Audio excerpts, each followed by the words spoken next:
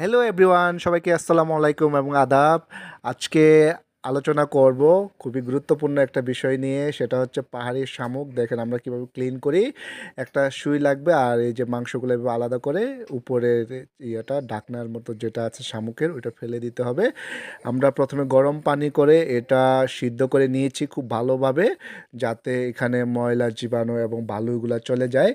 তো আমি আর আমার দিদি এটা প্রক্রিয়াগুলো করছি। সিদ্ধ করার পরে দেখেন ঠান্ডা হওয়ার পরে আমরা এগুলো বেছে নিচ্ছি একটা একটা করে। আর এটা একটা খুবই গুরুত্বপূর্ণ ইনফরমেশন দিচ্ছি, সেখানে হচ্ছে এখানে vitamin A, vitamin E, B 12 সহ আয়রন প্রচুর পরিমাণে আছে এখানে। ডাক্তাররা আসলে বলেছেন এটা খেতে, যাদের আয়রনের ঘাটতি, রক্ত স্বল্পতার সমস্যা, চুলের সমস্যা, এটা খুবই উপকারী একটা খাবার হতে পারে। ঠিক আছে বন্ধুরা, ভালো থাকবেন সবাই।